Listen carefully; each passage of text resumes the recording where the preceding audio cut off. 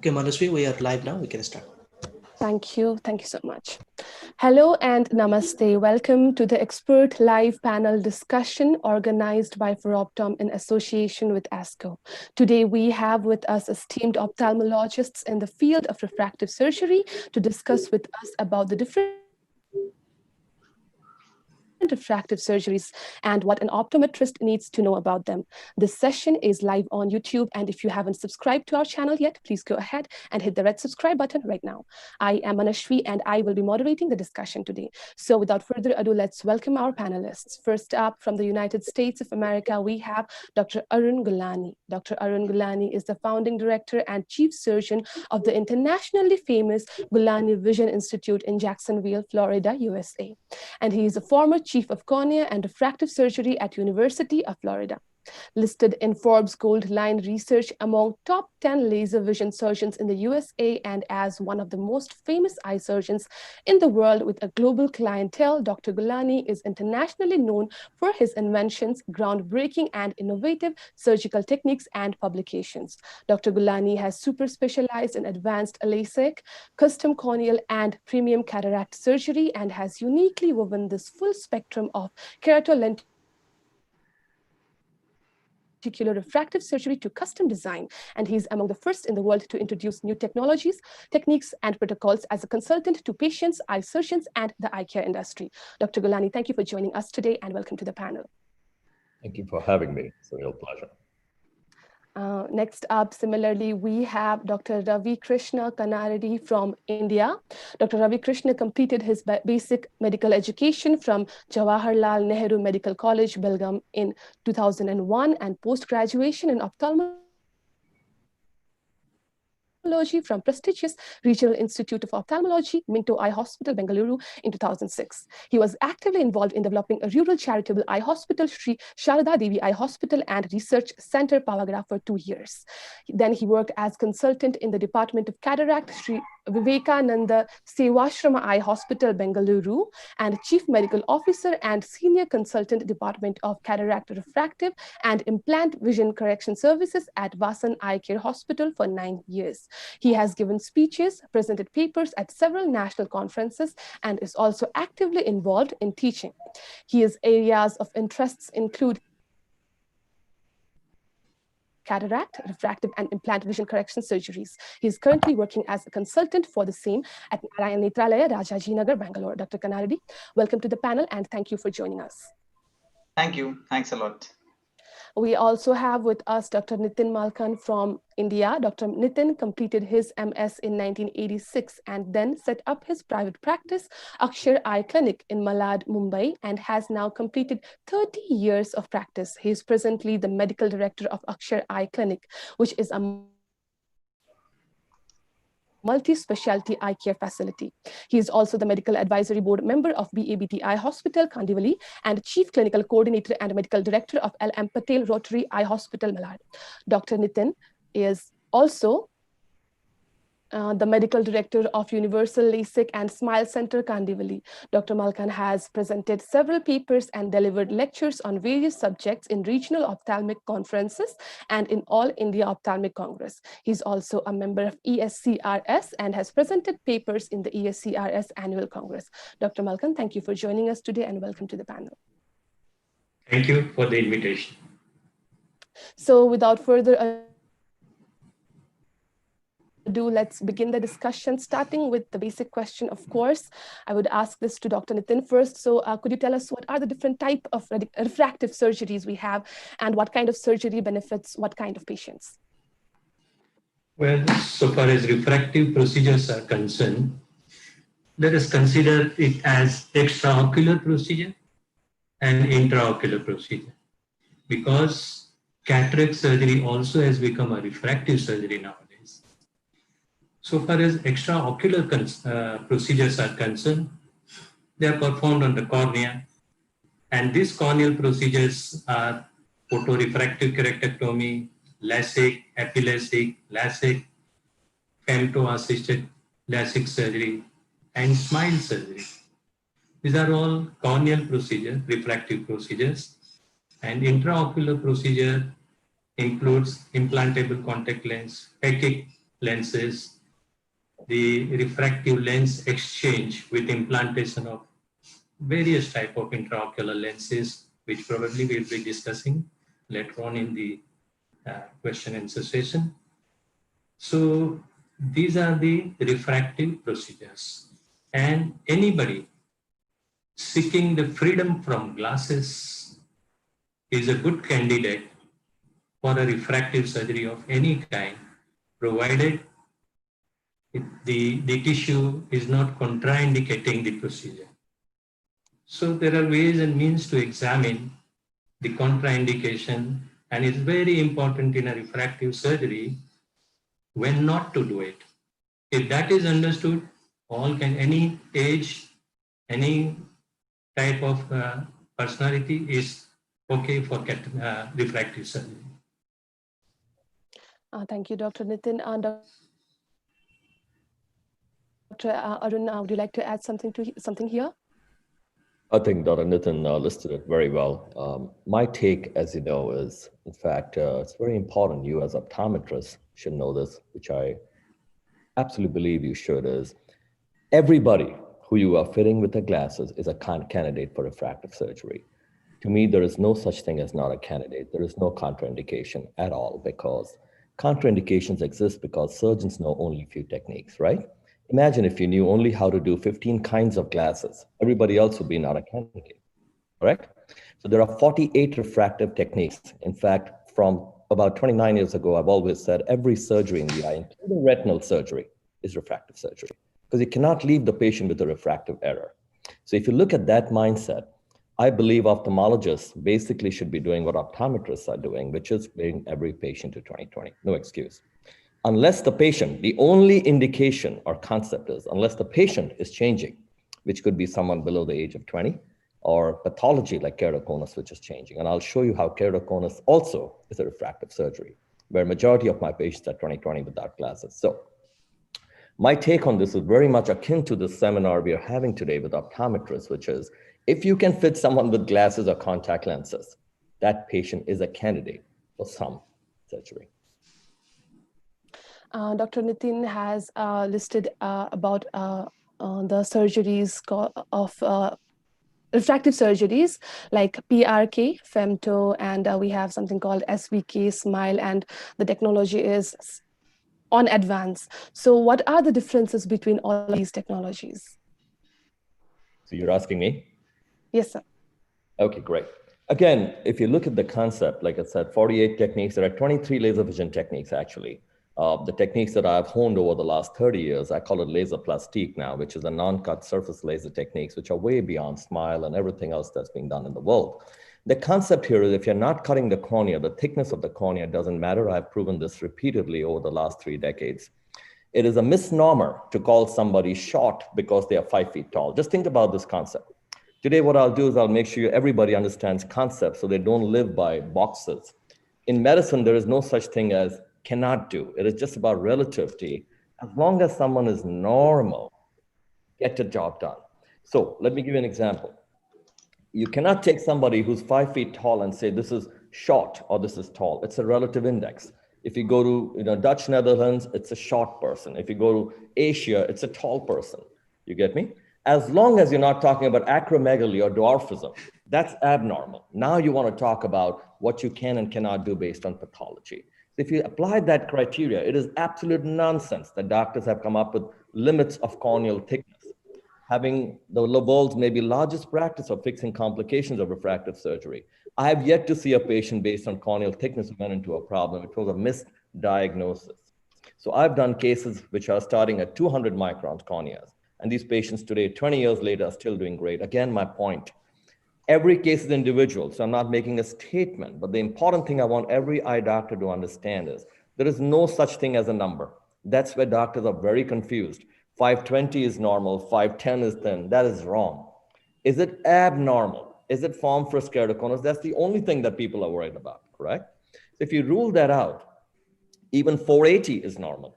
In fact, I am known to do lasers on keratoconus for the last 2 decades. And as you know, these are very high-end patients. These are patients very highly demanding. So if these patients are doing great, I have totally proven the fallacy of thickness of cornea. right? So the concept here becomes whether it's SBK you call PRK, like I told you, there are 23 laser vision techniques on the cornea. When you take all these spectra in what I have defined as clear, KLEAR, keratolenticule extended armamentarium of refractive surgery, 48 techniques which makes every eye surgeon a vision corrective surgeon. All right, and I'll show you a few slides. I wasn't aware of questions until today morning, but I've also made slides for you to show you how these patients react, and that bringing them to 2020 is absolutely our duty, their birthright.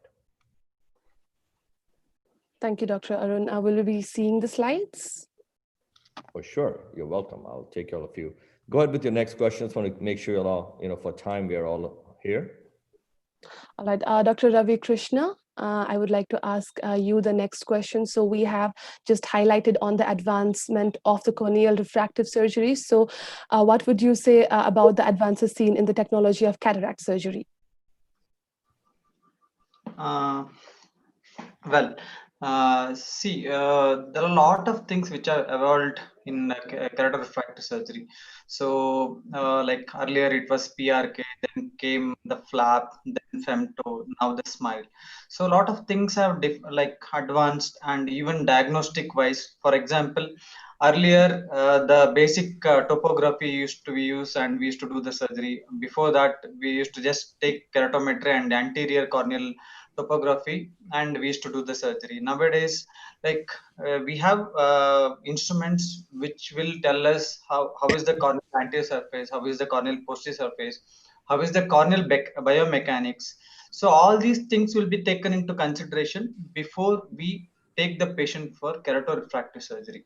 So a lot of advanced things have come. We are learning, like refractive surgeries every day, new things are coming, so we are learning every day the newer things. So, and one more thing is like recovery wise also, like PRK patient used to have a lot of pain, all those things. Now with the flap, with the smile, the recovery is very faster. Patient is having very less symptoms. So, and one more thing is, in case if there are any complications, we can diagnose it early, either by clinical examination or else with these diagnostic instruments.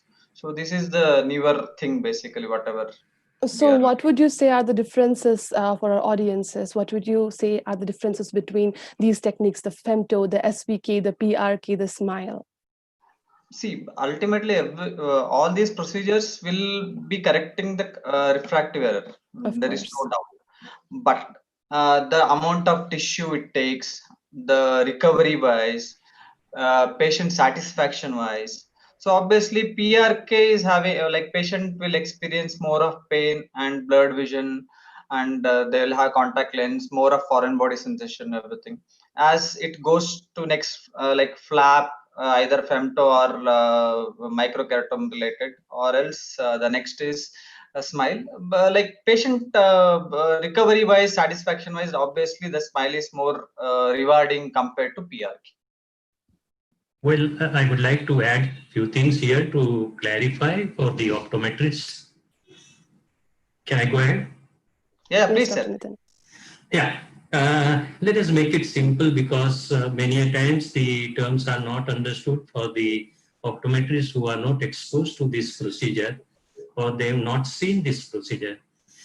So PRK means a laser is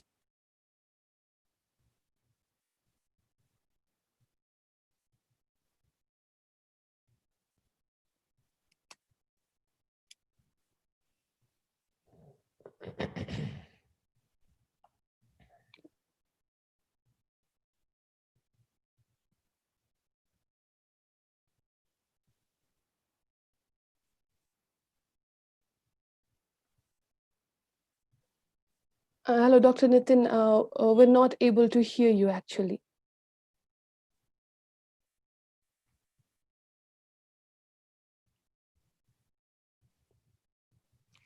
No.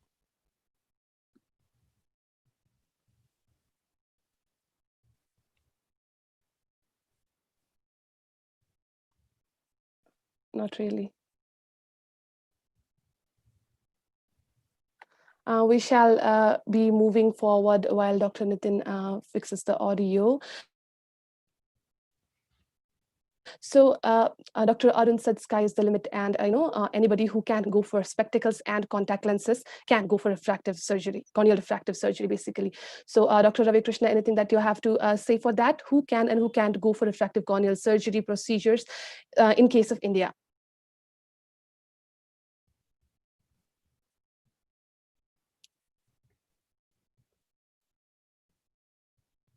Yeah, refractive surgery, there are basically three things. One is corneal related. It's also called as keratorefractive surgery. Second one is implantable columnar lens. It's a add-on lenses basically. Third thing is we have an actual lens which can be removed and we can place a new lens inside. This is lens-based refractive surgery. There are three things. So I'm expert in ICLs as well as refractive lens surgery. I used to do a lot of PRKs and femto earlier. Now I have stopped. I'm mainly concentrating on the second and third procedures. So, for example, patient is having good corneal thickness with a lesser power. Like in India, we usually practice doing this refractive surgery. Like PRK is less than 6 diopter photorefractive keratometry for the patient who is having the spherical error of less than 6. We do that. And regarding smile and femto procedures, it basically depends on the corneal thickness. We can go till around 8. That is what I have done personally. In case if the power is more than that and corneal thickness is less, then the next procedure comes into picture, that is implantable columnar lens, in which a contact lens kind of thing will be placed inside the eye between the iris and the natural lens. Then third thing is, for example, ICLs are available till the power of around 18 to 20. So if the power is more than that, if you say around minus 22, patient is wearing glasses of minus 22 diopter. So it's better to do a clear lens extraction, and that too if the retina everything is perfectly healthy. And I prefer to do this clear lens extraction with an intraocular lens after the age of 40, just to prevent any retinal related problem in future. This is what I practice at my place. I believe we have Dr. Nitin back with us. Sir, you were talking to us about the differences between the technology of different refractive corneal procedures. Yeah, can you hear me now? Yes, sir. Right. So just to simplify for the understanding of the optometrist, that PRK, where we give this laser on the surface and we burn the surface of the cornea and the stromal tissue and then allow it to regenerate. This creates little discomfort post-operatively. Not that this procedure is not used, it is indicated in many situations. Then to reduce the discomfort on the part of the patient and to minimize the tissue burning, now what we do is take a flap of the superficial corneal layer. That flap is taken almost 100 micron or 90 micron flap is taken with a hinge either on the nasal side or superior side, and you reflect the flap and then give laser on the stroma, and at the end of the procedure you put back the flap. So this completes the procedure. This is known as a LASIK and PRK LASIK. Now this flap can be taken with a steel blade with the help of the lathe machine or microkeratom, or this flap can be made with the help of the femtosecond laser, where you don't need any blade. The femtosecond, one laser runs through the depth of the cornea and creates a flap, and then you reflect the flap and give the laser, then essentially the remaining procedure remains the same. So that is known as femto created flap, femtolasic, in short, what we call it. Now, when you cut the flap, you all know that cornea is very heavily supplied with the sensory nerves. Slight injury to the cornea results into tremendous discomfort on the part of the patient. Here, you are completely shivering all around the cornea, so all the nerves are damaged. So when you put back the flap, it takes some time for regeneration. Now, whenever you have some insult of the cornea, you immediately get watering of the eye. Now, this watering occurs because of the intact messaging through the nerves. That messaging is disrupted because of the destruction of the nerves. So the patient does not feel the sensation, and hence the watering becomes less, and that is what we call as dry eye. So it results into dry eye, which remains for 2 months to 1 year, and then gradually the nerves regenerate and dry eye goes away. Now, these issues associated with flap making, the procedure came known as small lenticule extraction, wherein you don't have to cut the entire cornea. You just make a small pocket in the cornea without cutting the flap. You separate the deeper tissue in the stroma and remove that layer of thin lenticule from the cornea. And at the end of the procedure, you have hardly cut open through a 3 millimeter incision, and all the nerves are spared. This results into a speedy recovery, and you feel as if nothing is done. The next day, patient is fine. That is SMILE, which is a advancement in the refractive surgery. So this is just, I wanted to make it simple for your understanding, all those who are not exposed to this procedure. Thank you, Dr. Nitin. Dr. Arun, what would you say are the roles of an optometrist in a refractive surgery? Tremendous. The role is tremendous and very integral because, first of all, you've seen the patient much before, right? For many years, you've done classes and contacts with them. So the patient themselves get to know you, you get to know the patient. So the most important thing I mentioned for optometrists is I want to know that their refractions and their entire measurements have been stable, right? There's another misnomer about age when you can do surgery. So without going into all those things that I talk about on surgical podiums, to keep it simple, optometrists, most important, have taken care of patients for such a long time. Then when they bring the patient to you, they're letting you know about stability, what's going on with the patient, what are the expectations. Second, during surgery, I even like optometrists to be involved in the participation of selection of surgery. As you know, if you read my work, I absolutely refuse to let doctors do things like in the box. I do this when I do this, I do this when completely wrong. I'll show you cases where patients have 90 keratometry I've corrected, 29 diopters astigmatism is corrected, because again, you look at it as a thing to design around, right? You don't accept defeat and go, this patient has 49 keratometry, I can't do anything. You're wrong. You can do anything because now you want a flattening procedure. You can even combine techniques. Dr. Ravi very eloquently mentioned the intraocular procedures and Dr. Nathan the extraocular. You can even combine. You can even play them in stages. I'll show you all that later. So optometry has a great role before surgery. In surgery, to get involved in deciding what technology to pick up, there are 35 lens technologies. From there on, you also are involved in the post-op. Now, there are 2 levels of post-op in optometry. One, most of these patients are, if they're routine cases, they're doing great. Some of them are the very difficult cases. For example, when I do patients of, let's say, very high regular astigmatism or over 30 diopters, keratometry 89 diopters, there I stage them, where I correct them to the best visual potential surgically, let's say 20/40, which is amazing for the patient. But I then have the optometrist put a scleral contact lens, which is magnificent to bring them to 20/25 vision. So optometry has a role at all 3 levels, not just the pre and post-op, all 3 levels of refractive surgery. Thank you, Dr. Arun. Dr. Nitin, would you like to add anything here?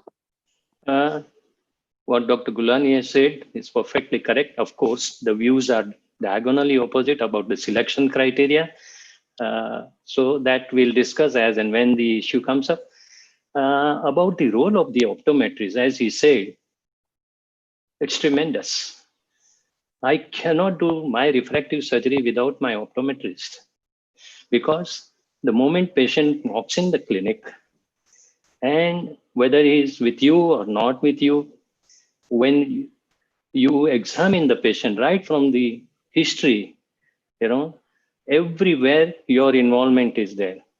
And you know that in refractive surgery, what you do is correction of refraction. So if refraction is not corrected properly, you will end up feeding the wrong data to the computer. And you may end up with some refractive surprise. So from there, your role starts. And before the doctor declares whether this patient is fit or unfit, which are my criteria for selection, which are quite different than what Dr. Gulani is talking about, because he sees no contraindication and I see many contraindications.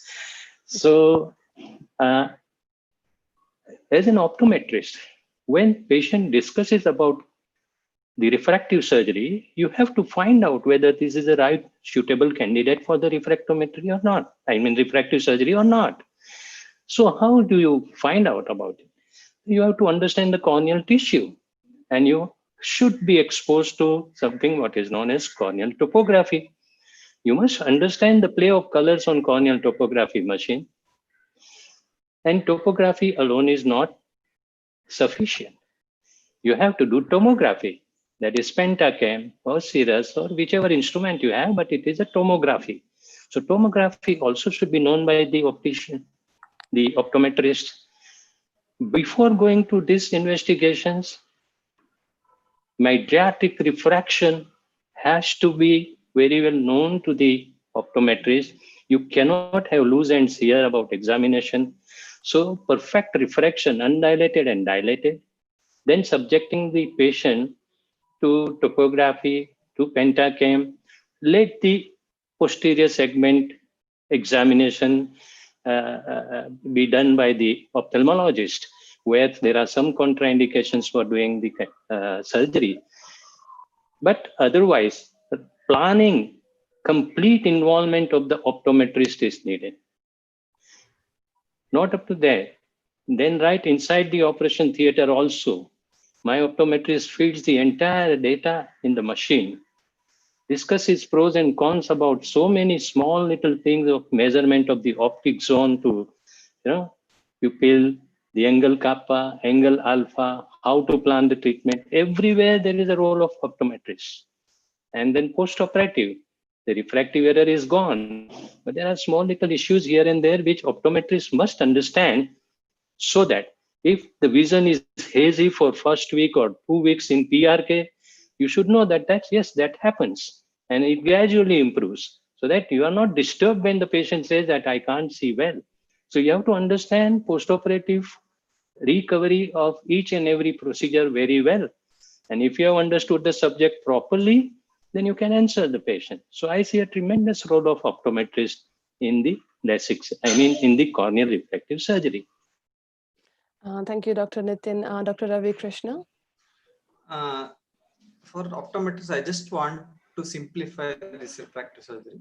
See, basically, we have two refractive parts. One is called cornea, other one is natural lens. Cornea is around 40 diopters approximately, and lens is around 20 diopters. For example, a patient who is wearing -5, that means his total power of the eye is around 65 diopter. He is using -5 to make it 60. Yes. So he has around 5 extra. So that can be removed from the cornea. That will become a keratorefractive procedure. Or else we can introduce a minus lens inside the eye. That will become a ICL or IPCL, which is an Indian version. Or else we can remove that part from the natural lens. So that will become a refractive lens surgery. So this is a simplified version of these refractive procedures overall. So what would you say are the roles of an optometrist in refractive surgeries? See, most of the refractive surgery, except surgery, is done by optometrist. So starting, that's what. What special? Of course, please continue, sir. Yeah, whatever Nitin sir said. So from the refraction, then doing the scan, then entering the data in the machine and operating the machine, and seeing post-operative vision. So, like for example, they would have seen the patient from the start. Like they would have done refraction for that patient, dilated refraction. Then they would have done the scan. Then in the OT they would have entered. Then they will see the refractive outcomes. How each surgery, the outcome is like PRK or whatever, any of these refractive procedures. So they'll be able to understand in a better way, one. And like I personally feel that optometrists are one of the major supporting system for any of the refractive setup, not only like surgery kind of thing. It's basically entire refractive setup. Optometrists can learn many things. They can learn about many of these machines if they are interested. So obviously their role is very, very important, and they have like they can invest their more time, and then they can learn many things. Dr. Ravi Krishna, so what special precautions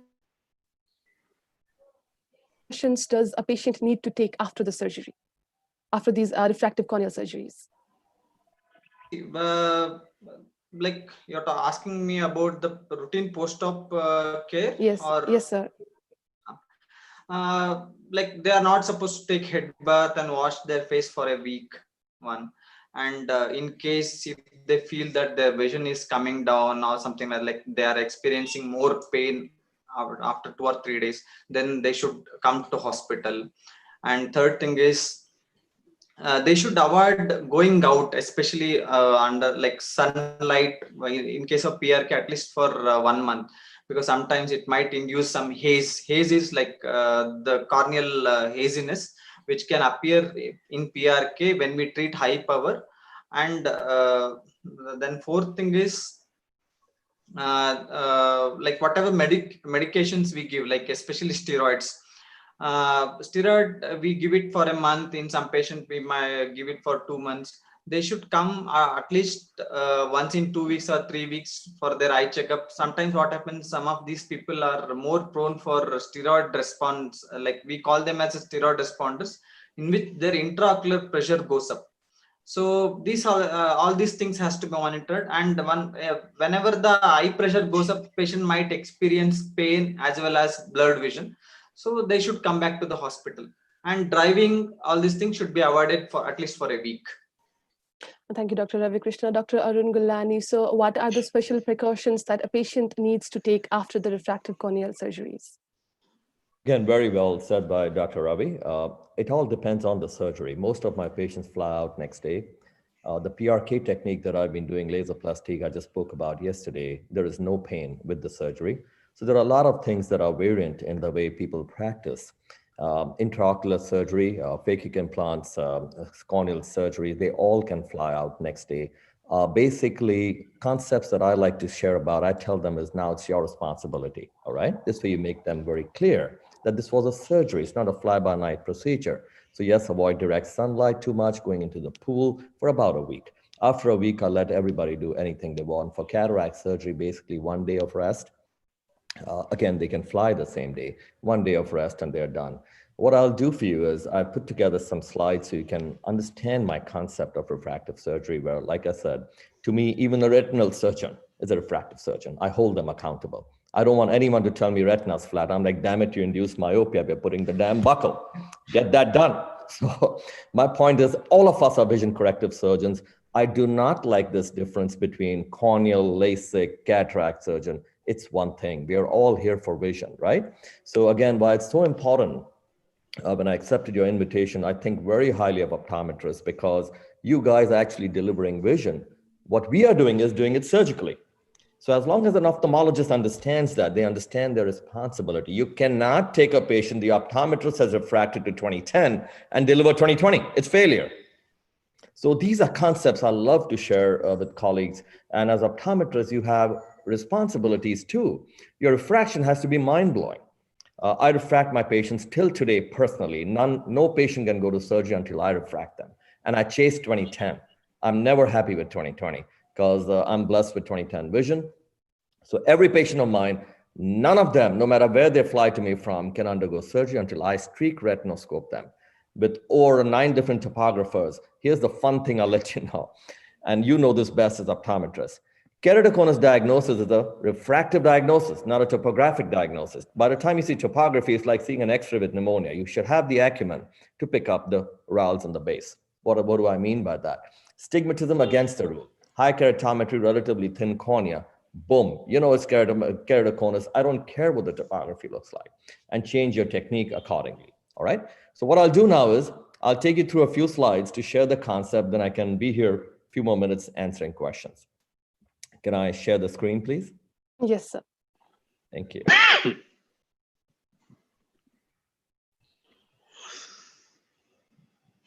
Host disabled sharing screen. Can you see it now? No, I cannot see his It says the host has to screen. allow. Host has to give the permission. Yeah, can you check, please? Of course, requesting the organizer to allow the screen sharing. Host has disabled sharing.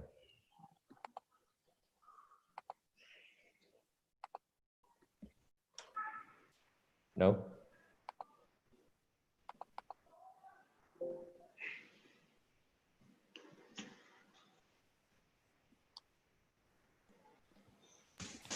You should be able to share, sir, now.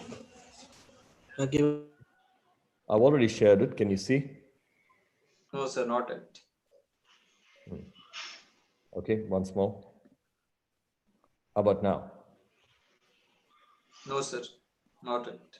Okay, hold on. Yeah, now I can see you've enabled it. How about Yes. now? Yes, sir, yes. Yeah. Perfect. So here we go. Can you see it now? Yes, sir. Okay, lovely. So here's a very profound statement. And what I always believe in, and I teach with tremendous passion, is everyone is a candidate. Nobody is not a candidate. That's a misnomer based on techniques.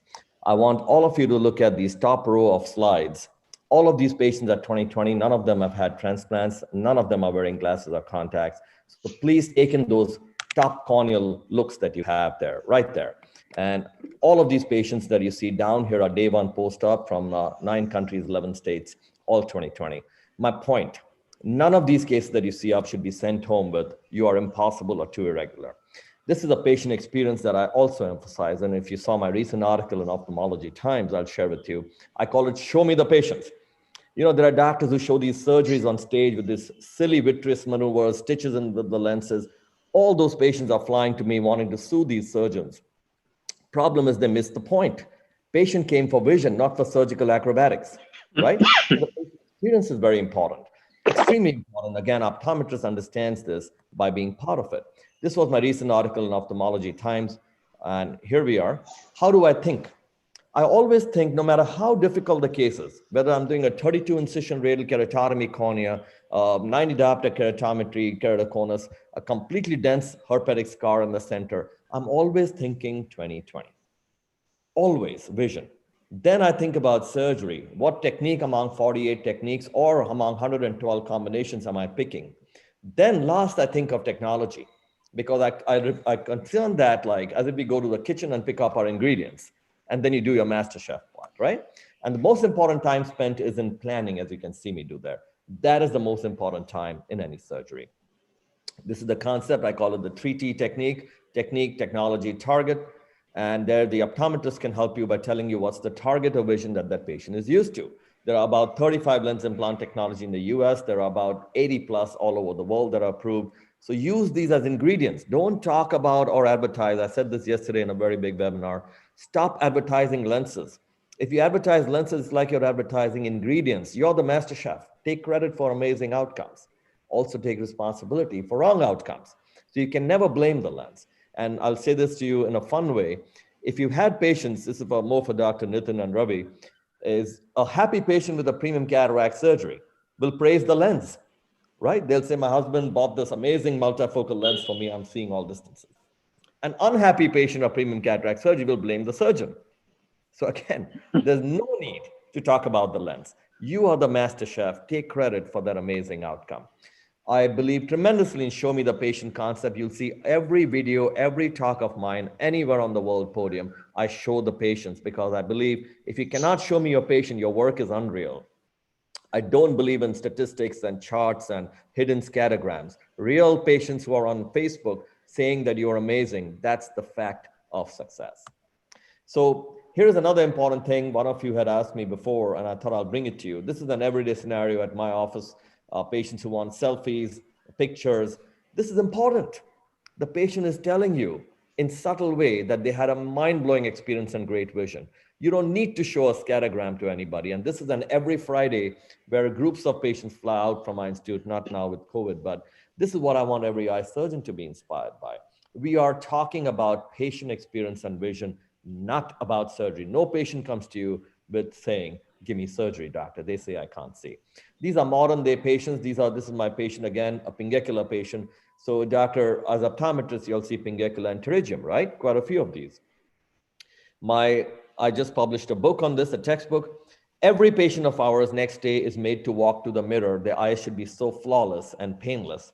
And these are the patients and how they hold you accountable as doctors. They go on their social media and keep posting every month. Imagine. Even a plastic surgeon doesn't have this level of accountability. As an eye doctor, I get these photos from my patients every day, every month, literally, because they're so obsessed. So even if they see a red spot after surgery, doc, is there something wrong? And you go, no. But it's a small price to pay for the fact that you want sparkling eyes and you want these patients to look beautiful. Here are patients next day post-op from pterygium surgeries. If you can see their eyes, crystal clear white, and the patients want to stare in the mirror, keep on looking at themselves, and this is the future. The future I discussed 30 years ago for cataract, now they're calling it refractive. Nonsense. Nobody came to you for cataract. They came because they could not see, right? Same way for pterygium pingecula, you want the patient to look sparkling white with zero recurrence, and we have an 18-year study that was just published. Then here's the book, just in case you'll need to look at it online. It's Theme Publishers. This is surgery, but given the time limit, we'll keep moving. Here are patients. This is a patient with +9 hyperopia, +7 astigmatism, nystagmus with strabismus, flown from South Africa. In fact, she was my first patient after COVID when we reopened 2 months ago. And you see, I've designed an instrument to hold the eyeball. This is the laser surface technique that I've been doing majority of the cases. That beats SMILE, LASIK, everything hands down.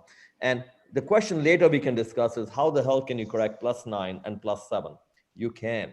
It's the fun of spherical equivalence that eye surgeons still haven't understood. They're still looking at topographies and refraction. As optometrists, you get it. Spherical equivalent, and you play with the laser, fool the optics, and bring these patients to 20/20 vision. So you can even see how thick her glass is and how bad her system was. Just take a look at the face. Can you see that? And that was nystagmus while I was operating during laser. I want you to look at all these corneas for doctors who say this can't be done. Each of this patient is seeing 20/20 without glasses, without contacts. Each of this patient.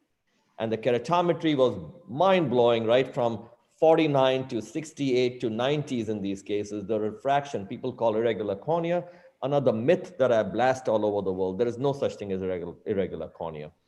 For the optometrist, it's a diagnosis as smart as upset stomach or bad headache. It's not logical. Irregular cornea is just an eye doctor who's lazy enough not to have measured deep enough what the real problem is. So all these patients are 20/20. Scar techniques. All these patients with scars for the last 20 years, I've been doing laser plastique, which is a way of creating scars as refractive surgery. As Dr. Ravi and Dr. Nitin rightly mentioned, it's all about shape, right?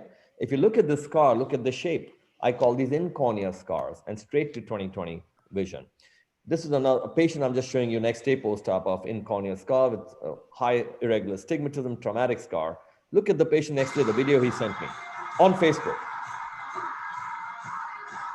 Could this patient have done this with any surgery or transplant that his surgeons in New York told him was his only option?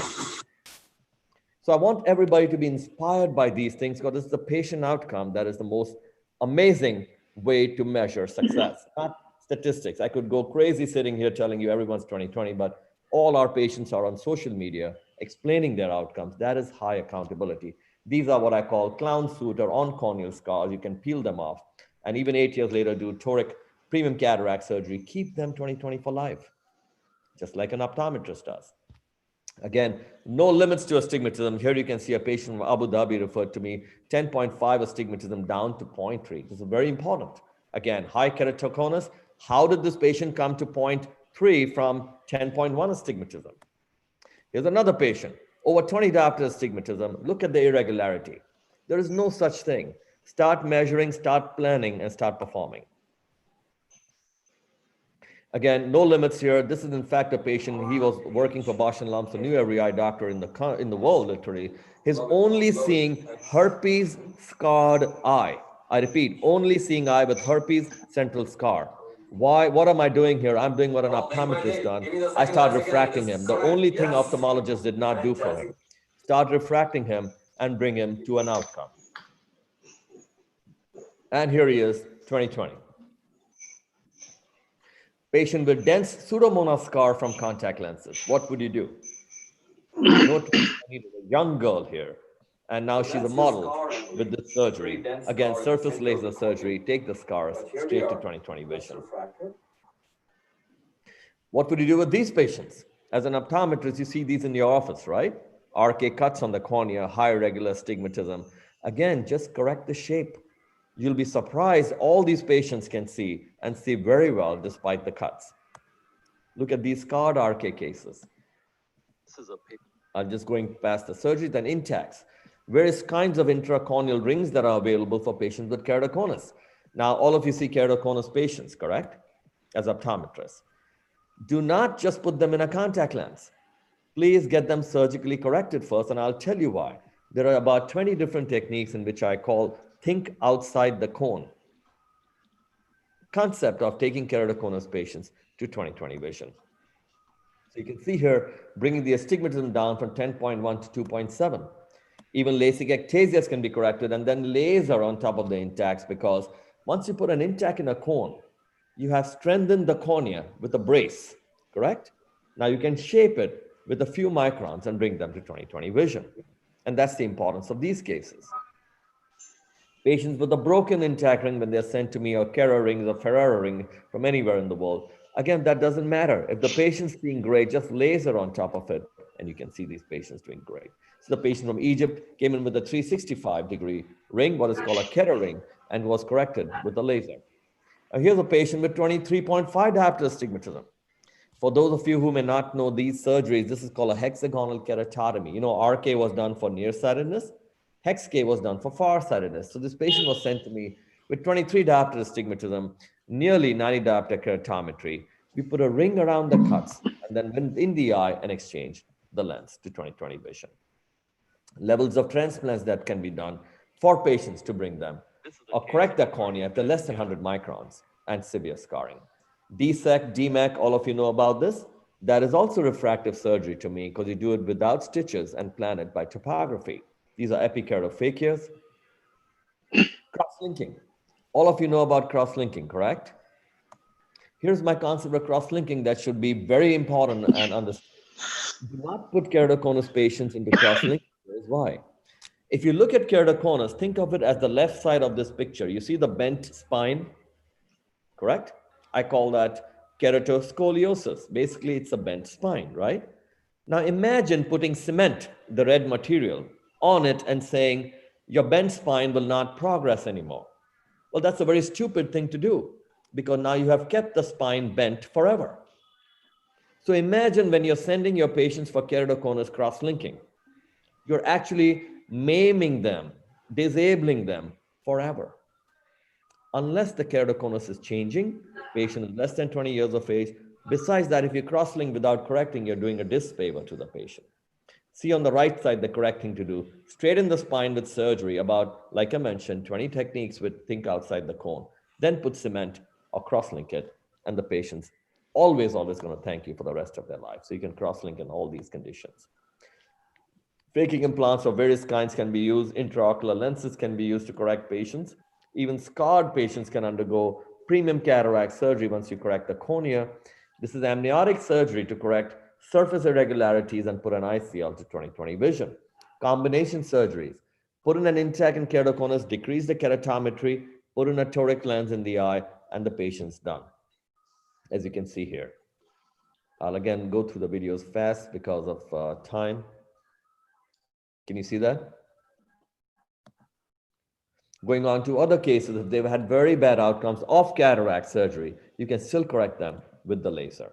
Here's a patient with 12 previous badly done surgeries on keratoconus. Patient had PTK, PRK, LASIK, intacts, cross-linking, has initial keratoconus. You can see the cataract also developing in the eye. Again, it's very easy to get scared looking at these things. But think like an optometrist. What would you do? You do have an option to correct their vision, correct?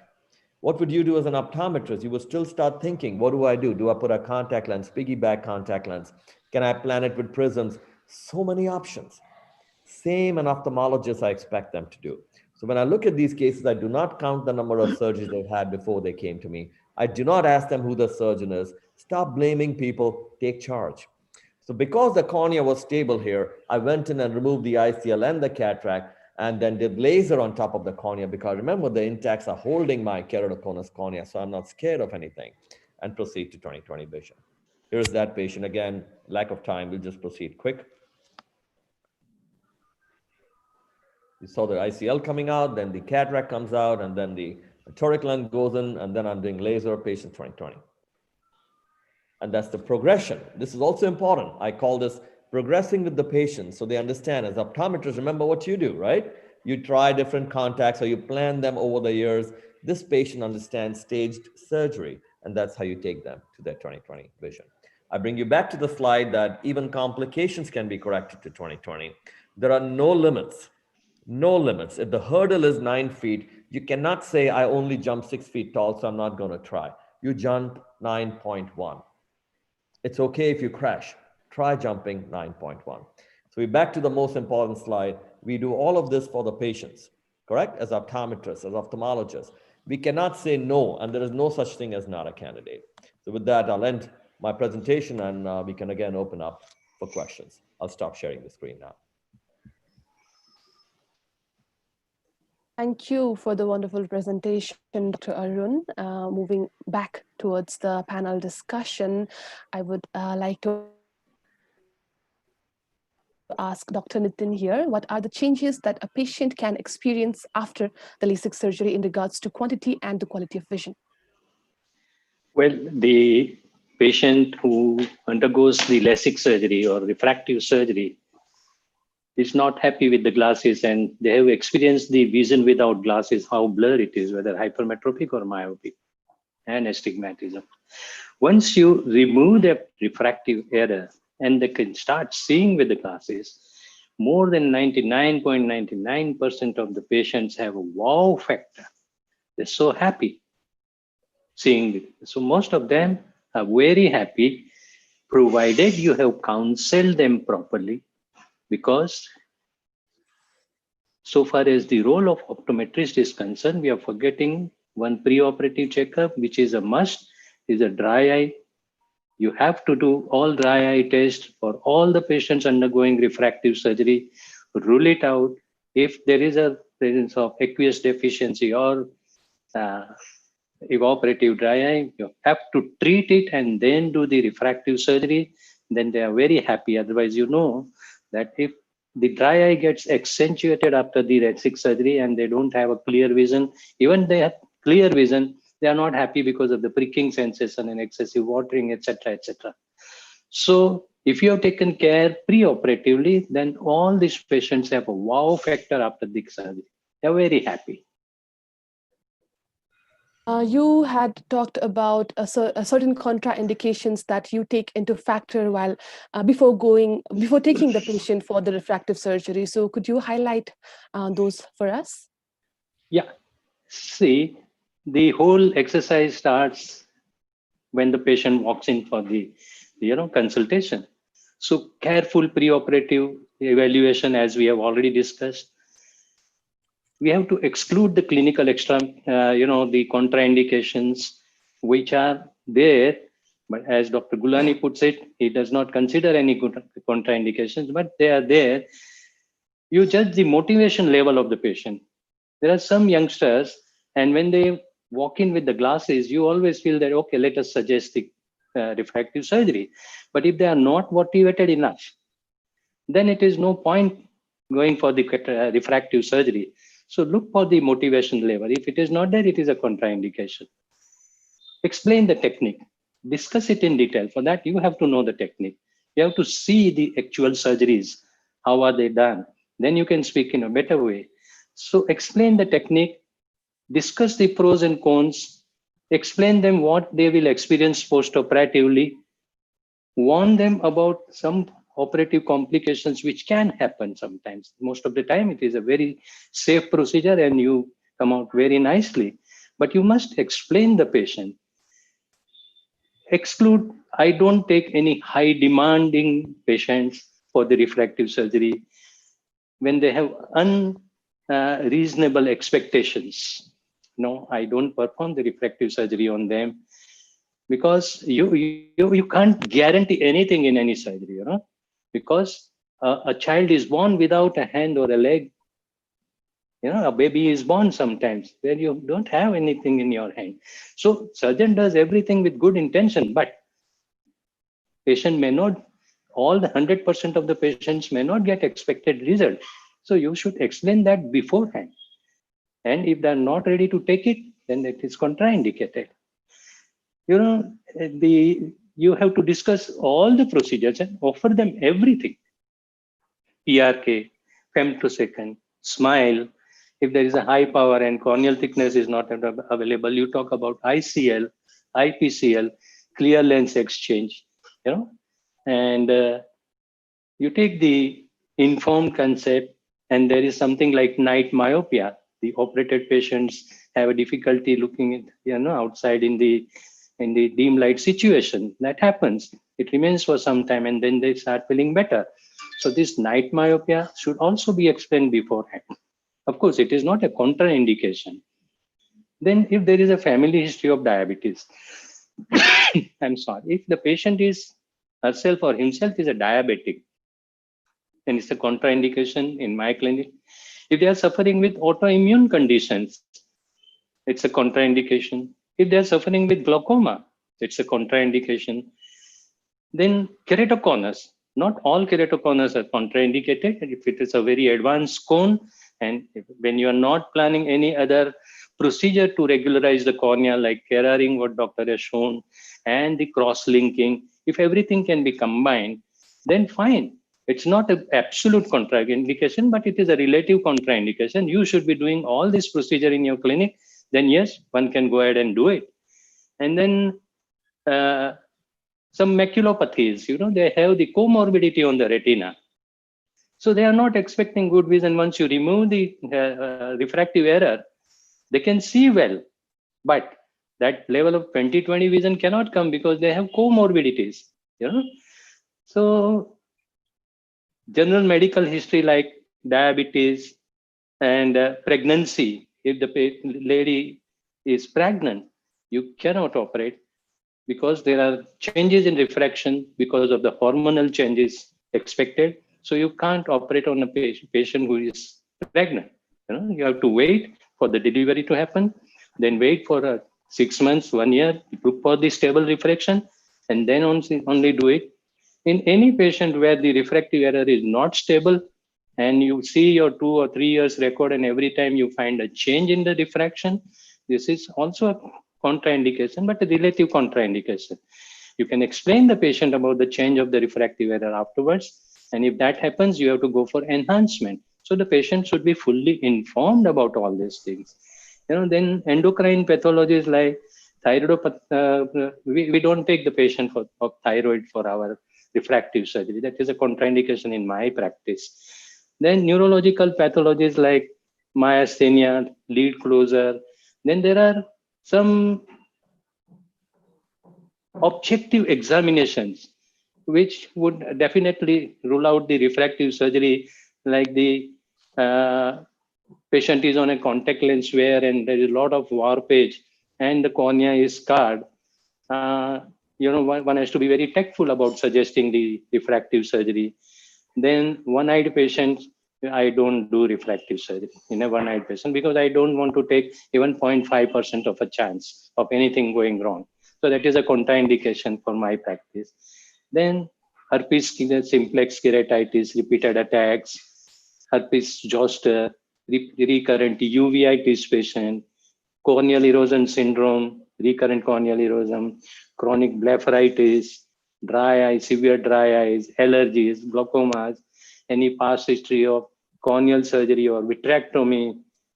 All these are the contraindications in my practice. Thank you, Dr. Nitin. That was elaborately and eloquently put, of course. Dr. Ravi Krishna, I would like to ask you, currently we see many discussions regarding ectasia due to LASIK or any refractive corneal surgery. So what do you have to say about that? Come again. So currently we see many discussions regarding ectasia due to LASIK or other refractive corneal surgery. So what do you have to say about that? See, basically, these ectasias can happen because one, you would have operated in a cornea which is weaker, or else pre-keratoconus stage or keratoconus, because of inadequate diagnostic modalities, or like we might be not having those advanced in which will detect these cases little early. Pentacam has a bad score, by which we'll come to know whether the cornea is stable or not, cornea is weak or not. So one is that. Second thing is, some of the patients, like especially ladies, during pregnancy, their cornea becomes weak, like collagen stretching will happen. So that can, those type of patient can go in for ectasias. Third thing is, patient who are having like connective tissue disorders, they are the candidates who can going for this ectasias. So this is what I have seen in my practice. So basically preoperative diagnostic modalities and picking up the correct selected cases, like perfect cases without any pre-existing corneal weakness. That is one of the very, very important thing which we should take into consideration. Thank you, Dr. Ravi Krishna. Dr. Arun Gulani, so what do you have to say regarding the ectasia due to LASIK? So the one very important thing is a message that most doctors need to understand is they're always talking about LASIK. That's a backward way of thinking. If you have only one surgery, then everybody is indication, contraindication. Think about 48 techniques I just mentioned. If you think about it like an optometrist, there is nobody who doesn't deserve glasses. I absolutely qualify that with a very simple kindergarten statement. If the refraction is changing, patient is pregnant or patient is underage, below 19, of course, you got to be careful, look for stability. Barring that, there is no contraindication according to me. I have done cases for 30 years. I've shared it on my. And the problem is most doctors always talk like this. I have a burger. How do I serve this for breakfast, lunch, and dinner? And I won't serve it to someone who has this, and this. The concept is wrong. You're a master chef. Everybody who comes hungry to you, you prepare the meal accordingly with ingredients that are unlimited. If you think that way, this whole fallacy of contraindication is zero. I do cases of immune suppression throughout the world. I have done thyroid exophthalmopathy all the time, cancer patients, even patients with amblyopia. You just saw the South African girl. She was flown to me with amblyopia, nystagmus, +9 hyperopia, +7 stigmatism. The concept is you design the surgery. The problem, again, as optometrists, I don't want y'all to go home with the wrong concept. There is no such thing as not a candidate because you can fit them with glasses. I'll even give you this particular example, which is very important. Understand this. To a patient who's coming from 2200 to 2080 amblyopic, that is a tremendous achievement for them. Cannot say I will not do your surgery because they're not 2020. I have tons of patients, hundreds of patients who at this juncture changed their life. Because to them, getting that 2080 is mind-blowing. How do you know that? Refract the patient, simulate that patient with your optometrist, let them wear a contact glasses for a month, 2 months, whatever. Let them come back and say, Doc, that is a tremendous improvement for you. If you see my videos that I teach with, I show myself refracting and I do a perceptive test, which is when you're refracting, you ask the patient, give me a scale of 1 to 10. How much better are you seeing from 2200 to your amblyopic 2080? That becomes an indication. You cannot say no to somebody because they are demanding. 100% of my patients are the most demanding in the world. That's why they fly. Here's what I'd say to surgeons. Only a demanding artist will appreciate your Mona Lisa. So you want a type A patient because we as doctors are type A. That's my pattern of thinking. And always, you're not offering a surgery, you're letting a patient know that they should not wear glasses. Wearing glasses is like wearing a crutch.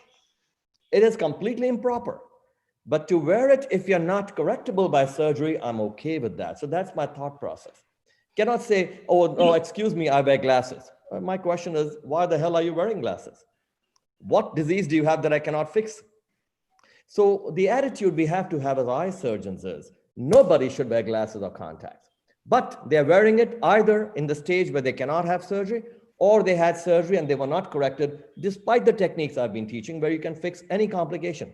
LASIK ectasia is very easily corrected, but one should not get it. And as Dr. Ravi pointed out, in my experience of perhaps, the largest referral base of refractive complications in the world, the biggest cause is missed form first keratoconus.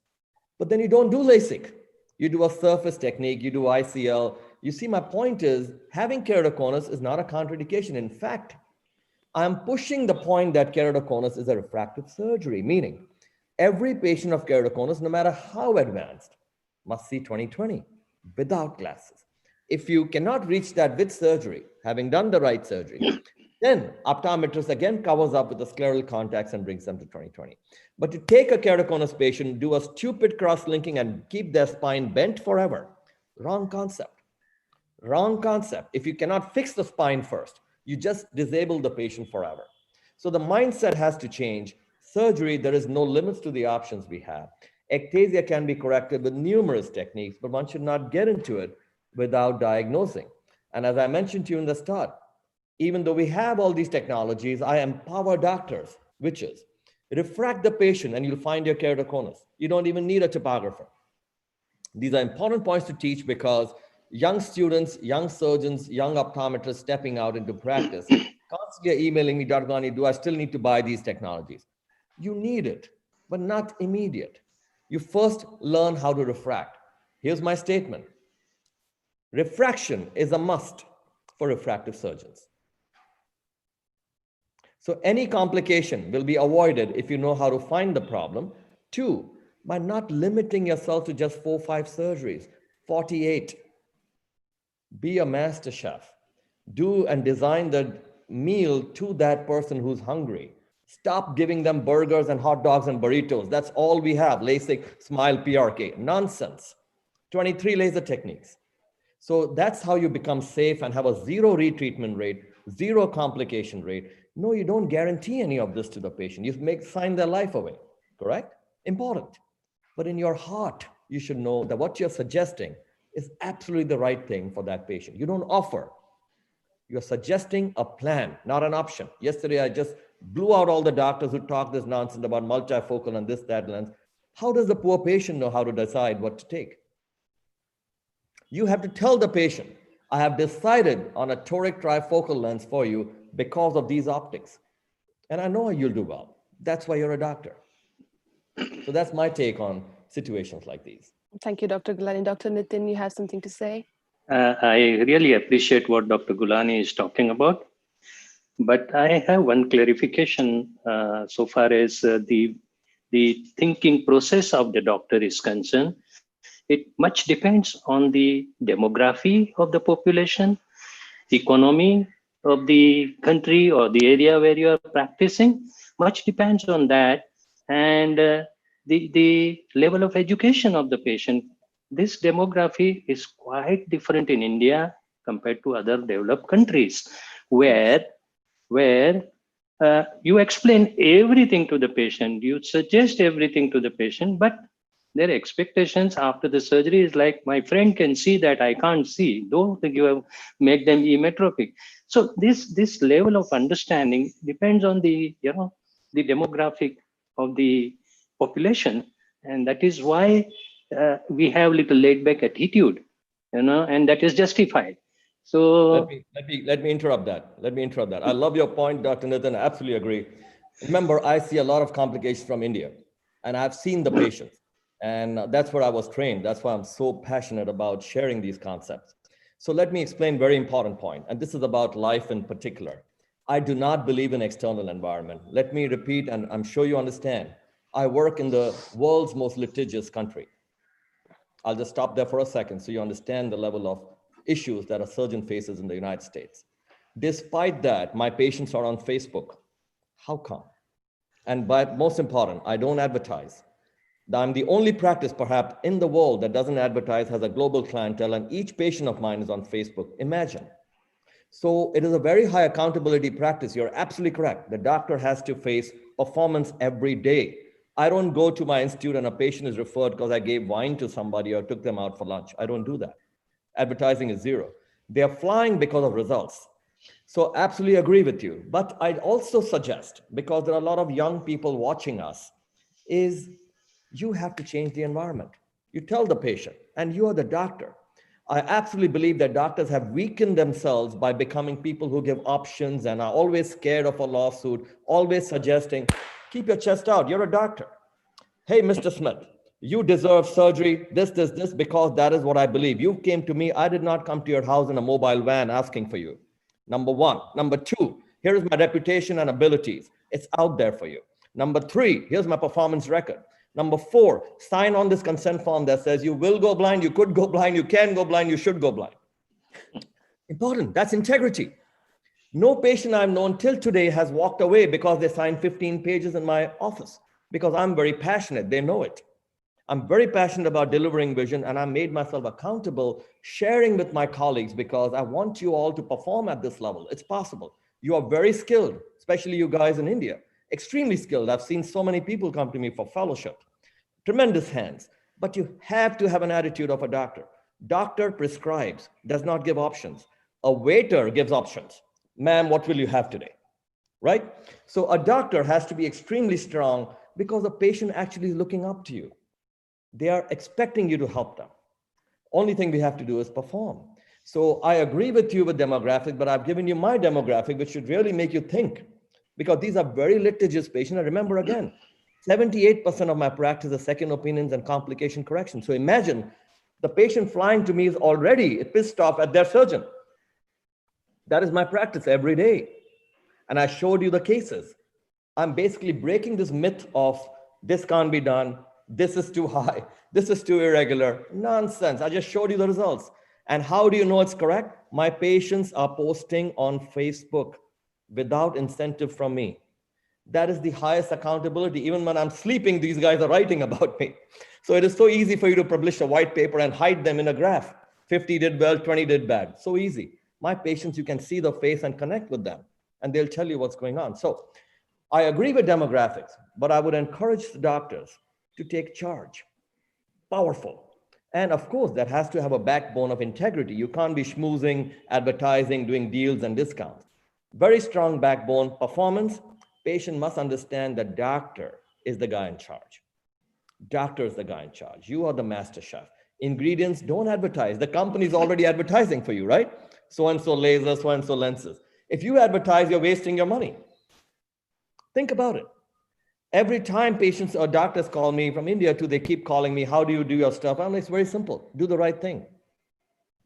If you advertise the laser, for example, let's say, a lot of you I know do this, robotic cataract surgery, correct?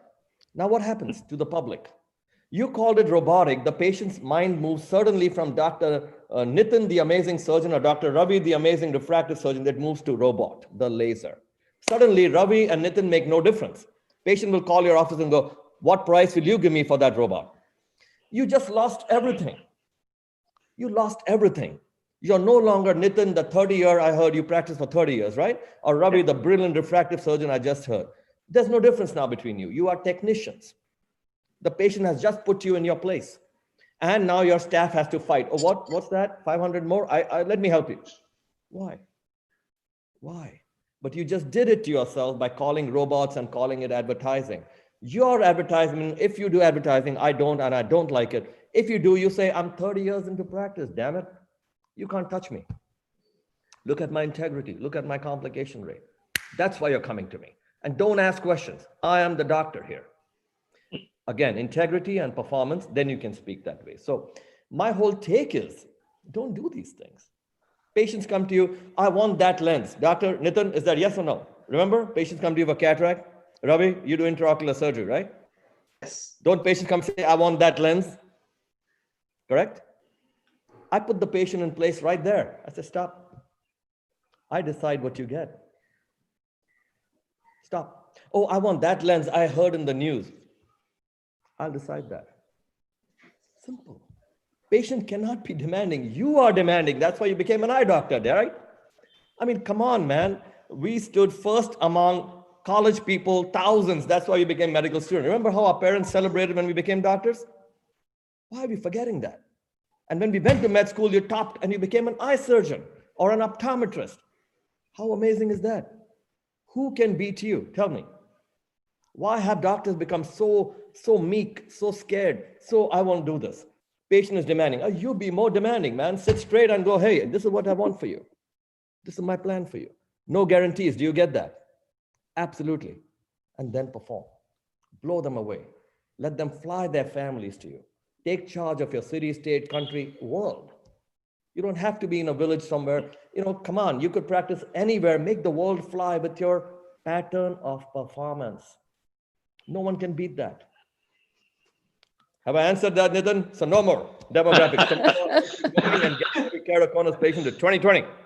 2010, sir. Not 2020, 2010. 2010. Make me happy, Ravi. Send me that report. That was quite a dynamite of a response. Indeed, we are blown away by that, of course. And moving forward, I would like to ask you about the best and the worst experiences that you have had. Starting with Dr. Ravi Krishna, what was the best reaction that you have had from a patient during your years of experience? I had one patient whose refractive error was around 25 and his age was around 27 or 28. So he had, like, before IPCL came into picture, like it was the time when ICL was there, which was correcting around 18 to 20. In India, this IPCL was launched, and they were manufacturing the lens till around 30, 32 and all. So patient had been to many hospitals and they had told him that, like, we can correct around 18 or 20 and remaining 5, whatever remains 5 or 6, for that you have to wear glasses. So then I spoke to these care group people, and I came to know that they are ready to supply the IPCL for that power. So patient initially was okay for that, like because everywhere they are told that you will not be correcting fully and you have to wear glasses. So when I did the surgery, immediately after surgery, he was having almost, I think, 6'9", but he was little ambilopic, but his best corrected was happy. So that was one of the happiest moment in my life after treating that patient. Worst, I had to rethink, let other panelists answer, so then I'll... Of course, we will get back to you. Dr. Nitin, what was the best reaction that you have received from your patient during your years of experience? When you are asking me one particular patient giving this reaction, let me go ahead and tell you that it's not one patient. It's all the patients are telling me so, giving such a good remarks after the surgery. Of course. Whether it is a cataract surgery, as it has become a refractive surgery, and when you employ all the modern gadgets to do the surgery, when your surgery is image guided and optical biometers, web source, so you give very good expected results to the patient. So by and large, all of them are so very happy. But any certain experience that has stood out among all of those experiences? One beautiful girl, very, very younger than me in the age, is asking me, will you marry me?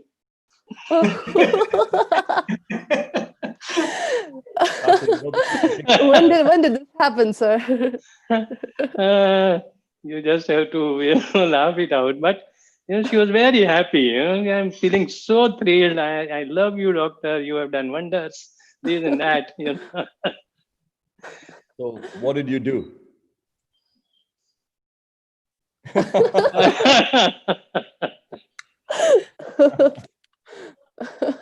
that would have led to the bad experience.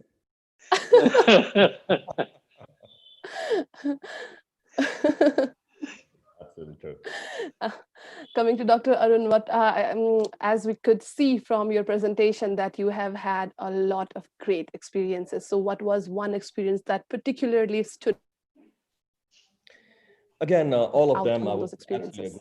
agree. Being an eye surgeon is such a privilege. First of all, we don't do dirty stuff. It's so clean. You sit down, you listen to music, you operate. It's just, and I'm biased. There's no profession like ours. Second, as you've seen, yes, I have a lot of fun with my patients. If you see our Facebook, Instagram, I let them do anything with me, photographs. Don't let them marry me, Dr. Nitin, no. But let them take pictures, have fun with me. I even do silly stuff like if they're at a hotel, many of our patients out of town, if they've come alone, I'll go with my wife and we literally, have dinner with them and they are blown away. They keep taking pictures as we are eating dinner. So it's amazing. Lately, the South African girl with nystagmus and her eyes all over, and now she's all dressed up. She wants to be a model, taking selfies. I truly believe, and this is an important part of our discussion, optometry, ophthalmology, we are way beyond privileged. You walk in dressed up into work, you don't have any nonsense. There is no bad fluids, there is no odor. It's just young, healthy or elderly, healthy people walking in. And there's one more thing I stress on a lot is learn from our patients. I love to chat with them. People keep telling me, Dr. Ghani, people fly from all over the world. How much time? I spend 40 minutes, an hour. I refract each patient. I sit down. Sometimes I'm having lunch and a patient from Australia landed. I don't even know them yet.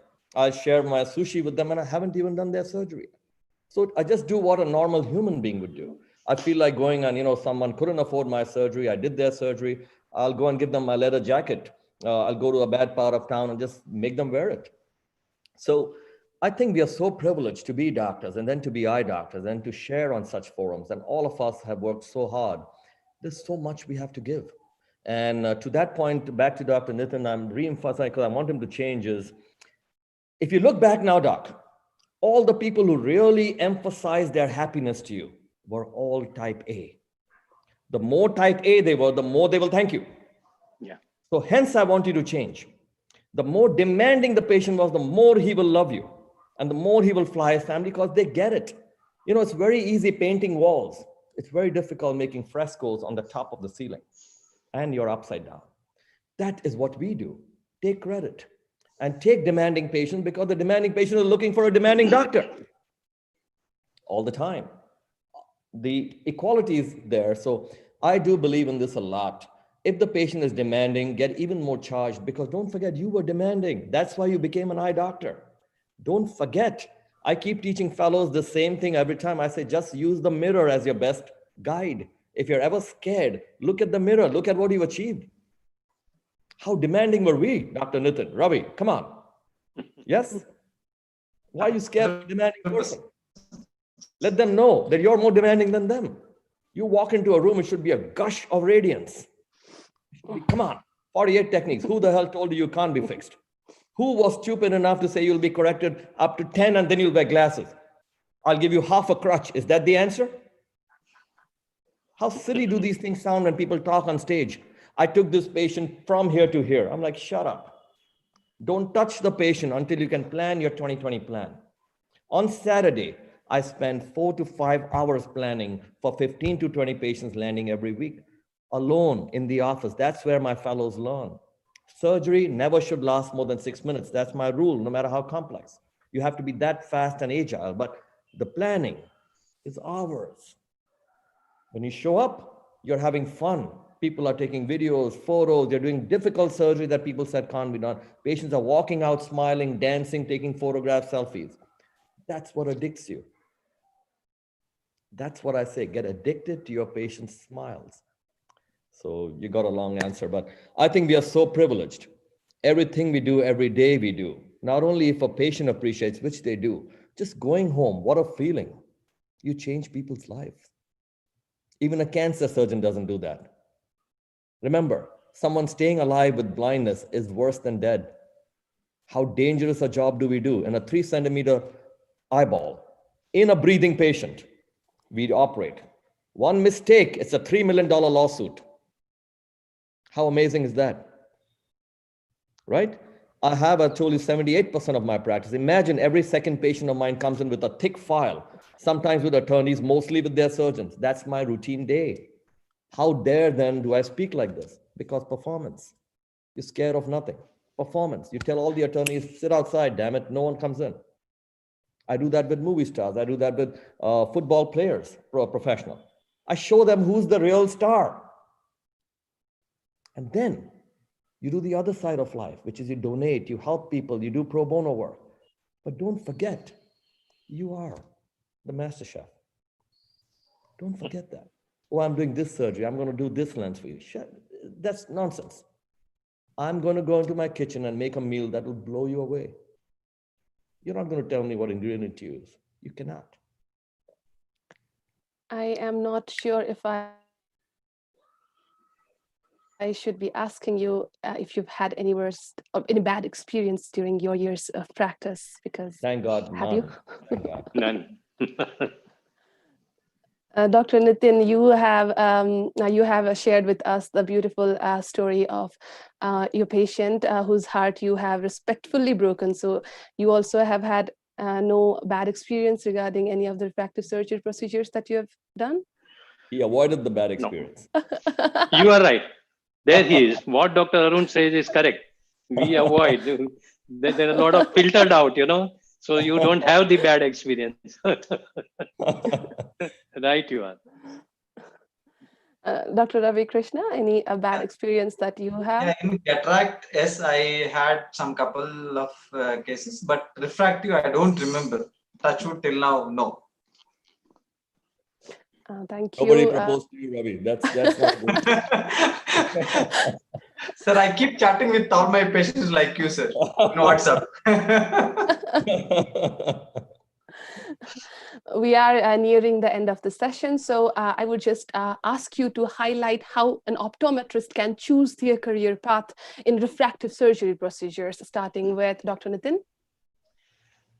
Well, I said that I can't operate my refractive surgery without the help of my optometrist.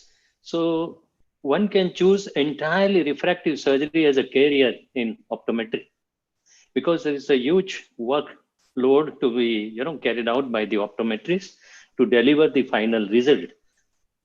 Like doctor is spending so much of time himself. Dr. Gulani said that he refracts the patient because he doesn't trust the optometrist. But if an optometrist does a good job and convinces Dr. Gulani that, yes, I am there, and Dr. Gulani is convinced that, yes, my optometrist is doing the perfect job, then that is the achievement of an optometrist. That kind of dedication of an optometrist can really do wonders. There's a big role you can play. Thank you, Dr. Nitin. I will come back to Dr. Arun, but first I would like to ask Dr. Ravi Krishna how an optometrist can choose their career path in refractive surgery procedures. See, there are two terminologies. One is called refractionist, other one is optometrist. Yes. So most of the optometrists have become refractionists. That's true. So they just be in some of the optical shop or some of the institute where they'll be mainly concentrating on the refraction only. So according to me, optometrist should have a exposure to all the instruments, all the machines available, all the OT procedures, especially refractive part, and in addition to the refraction. So this is what I personally feel, that they should be learning about the machines which are there in the hospital, all the accessories like refractive. It may be refractive, it may be a glaucoma, it may be a retina, it may be a cataract related, plus refractive OT. So this is what I want them to learn and go ahead in their life and become a full-fledged optometrist, not just a refractionist. Thank you, Dr. Ravi Krishna. Dr. Arun Gulani, what do you have to say regarding this? First of all, I refract the patient not because I do not trust the optometrist. It's because the way I teach surgeons, it is about being accountable. I'm a fashion designer. That's my second passion. So I believe you cannot not measure the person and start tailoring. Then you're ready to blame somebody. I'm ready to take the blame. So I always teach surgeons, I say, keep your chest out all the time.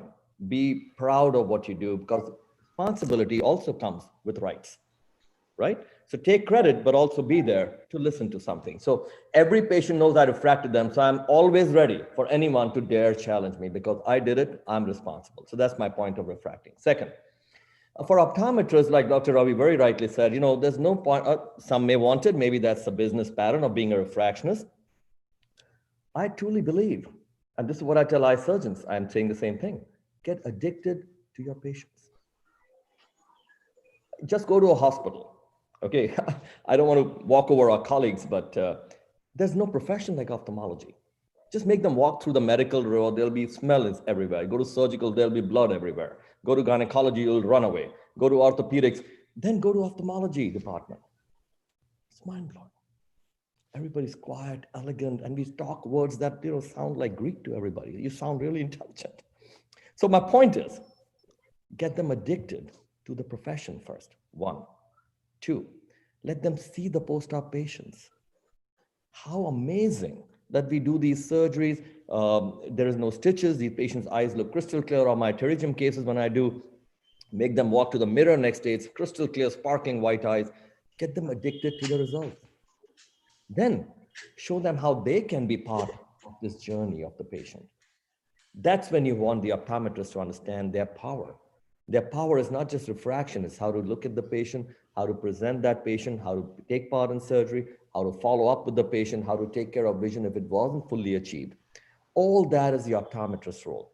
But start, what I call it forwards, most people call it backwards, is get addicted first to the profession and the outcomes. Then the optometrist will come and go, why can't I do this? Right? And look at the techniques that are coming out now for optometry. It's amazing. Scleral contact lenses has changed the whole game, right? It literally is going to be, any cornea can be corrected to 20/20. Look at that power. Second, your involvement in diagnostics. Today, you can diagnose to a level that you can literally tell an eye surgeon what you found. 3, your ability to deliver at so many levels. Cross-linking is a procedure ophthalmologists don't even need to do. I mean, come on. All these videos of these doctors staring down a damn light for 30 minutes, is that any talent? Nothing needed. So it is important to realize it's a great time for optometry, from diagnostics to performance. And of course, you are the strong force in ophthalmology. Absolutely. And ophthalmologists are doing and executing at a very high level. By the same token, I want everybody to understand performing surgery is not like glasses. I hear this a lot. Many eye surgeons tell me, well, optometrists make it look like we do simple stuff. I'll send you to this guy, he'll do surgery, he'll come back. No. I tell them then to join you in the hunt. Let them feel the beats of the drums. Let them feel the heart, very high rhythm as you're chasing or getting chased during surgery. We know as surgeons what we go through in that 3 minutes, right? Just when you feel the nucleus is going to go down, that feeling, and yet you come out with 20/20. You look like a master. But nobody else understands that if they don't understand surgery. So that is an equal opposite reaction of optometry I want in ophthalmology. It's not just I'm going to send you there for a swoosh cataract and you'll be back. That swoosh cataract is intense in that 3 minutes while the patient's breathing and the eyes moving and they are apprehensive. So I believe start an optometrist. Let them first know the potentials that they have. It's not just glasses, it's so much more. And second, get addicted to the profession. Very well said. Thank you. Thank you very much, Dr. Arun. We have now arrived towards the end of the panel discussion. I would like to extend a heartfelt thanks to all of our panelists for wonderful discussion today, as well as great insights. I hope our audiences listening to us today have also enjoyed the discussion. So before wrapping up, I would like to ask our panelists about anything they'd like to add that we might have missed out today, or any last words that they have for our audiences, starting with Dr. Nitin. I don't have to say anything. Dr. Ravi Krishna? Yeah, I learned a lot from Dr. Arun today. So I have heard his talk many before, but today a lot of encouraging words he has given for young surgeons as well as for the optometrists. Thank you, sir. Thank you for being with us. Absolutely, my pleasure. Thank you so much. Coming to Dr. Gulani, what would be your any last words for our audiences, or anything that you would like to add that we might have missed today? Just be amazing. You already are. As optometrists, scale every height and actually put every ophthalmologist on the line. If you can refract to 2020, you want the patient back 2020 or 2010, Ravi, right? Of course. True, Yep. of course. Love you all. I've got to go now. All right. Yeah. Thank you so much. Bye. Thank you so All much, right. Dr. Thank you. Gulani. Thank you, Manashwi. Very nicely conducted. Thank you very much. Thank you so Congratulations. much, Thank you, Dr. sir. Nitin. Thank you, Nitin, sir. Thank you, Arun, Thank sir. you. Thank you, Thank Ravi. you. Thank you for all Thank your you. kind words. And again, thank you to Dr. Arun Gulani, Dr. Nitin Malkan, and Dr. Ravi Krishna for joining me here today on the ForOptom Optometry Updates Expert Live Panel Discussion in association with ASCO. This session is live on YouTube and shall remain on the platform if any of our viewers wish to revisit it or have missed any part of the discussion. I would also like to thank our audience for being here with us and for the love and support that you have shown to us and ForOptom. We will be back in future with more programs, sessions, panel discussions, and so on. On that note, I would like to end the session here. Stay tuned for more programs by ForOptom. You can also visit us at www.foroptom.com. Also join us on any social media. Feel free to drop any suggestions or ideas for the channel on our email info@foroptom.com. This is your host Manashwi signing off today. Stay home, stay safe, and have a good day. Thank you. Thank you. Thank you very much. Thank you so much, Dr. Nitin, Dr. Ravi Krishna, you. for joining me.